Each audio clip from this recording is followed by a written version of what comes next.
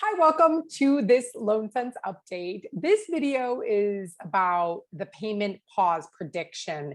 We have been on pause payments from having to make student loan payments since March 13th of 2020, and it's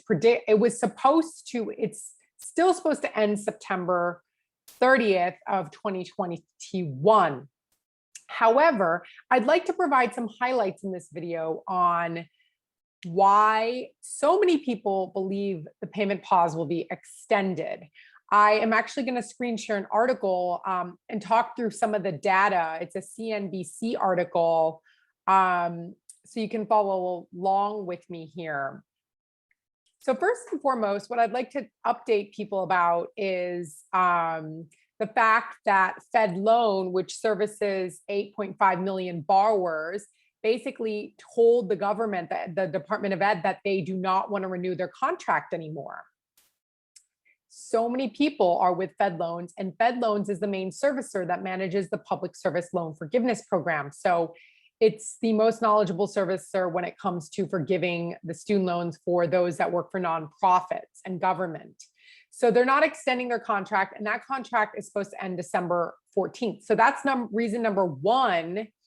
That's going to cause an issue, because payments are going to get kicked in October, and then for a huge number, 20% of borrowers, they're going to have to go to a new servicer, right? And there's going to be probably training time, all kinds of different requirements as a result of that. Also, the Secretary of Education, Miguel Cardona, believes as well that it's going to be extended, especially since a lot of Democratic senators are urging Joe Biden to pause the payments until March of 2022. In addition, over 120 different agencies, organizations such as the American Civil Liberties Union and the National Consumer Law Center have basically petitioned, writing to the president, asking him to continue the pause payments until March of 2022.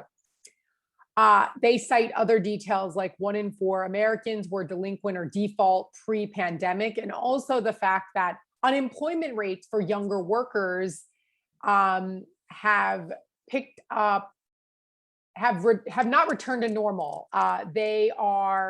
The unemployment rates are higher than the normal demographic. So that's the data cited, and is the reason Mark Kantrowitz in CNBC article anyways, is commenting that as a result, he thinks the payments are going to be pushed predictively until March of 2022. So I just wanted to highlight a little bit about what that article had to say. I'm going to stop the screen share here and go in with a little bit of my own commentary. I mean, less than 10% of Americans have actually been paying during this pause payment time, which, I mean, I don't blame a lot of people, because you're getting 0% interest. So there's literally no penalty to pausing this payment. Additionally, these $0 payments can count towards forgiveness. So we recommend that people pause payments unless they're required to enter into repayment to close on their mortgage, okay? Even if you enter into repayment to close on your mortgage, as soon as you close, you could put yourself back into pause payments. So use that income to pay off other things. However, what I really worry about is once payments get kicked in, is student loan borrowers being unable and unprepared to have to make that payment again.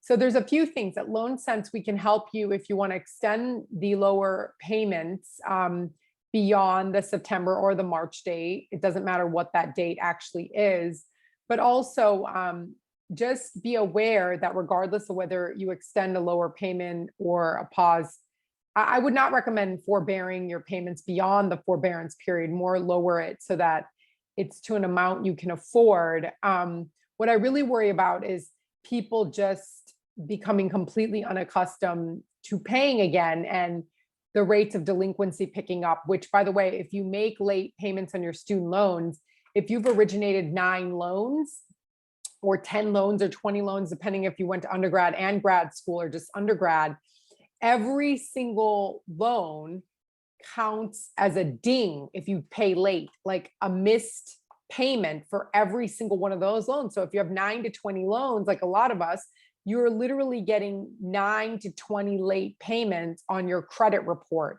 So keep that in mind, because if you want to access credit or anything in the future, all those payment dings can really, really, really hurt you.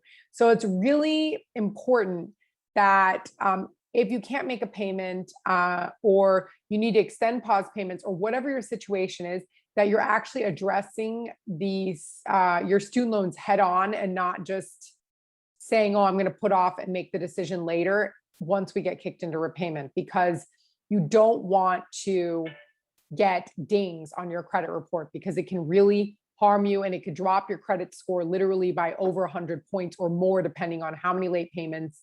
And of course, if you go into delinquency or not. So obviously we want to help Americans avoid that, because 1 in 4 Americans going into default, that's almost 25%. Those individuals could really deny themselves for all kinds of financial opportunities over the next foreseeable future. So we'd like you to avoid those issues. And of course, we're here 100% on standby to help you. I hope that information was helpful on our predictions on pause payments. Let us know how we can be helpful. Love to help you all. Comment below, let us know topics of interest. Please subscribe to our channel. And yes, can't wait to help.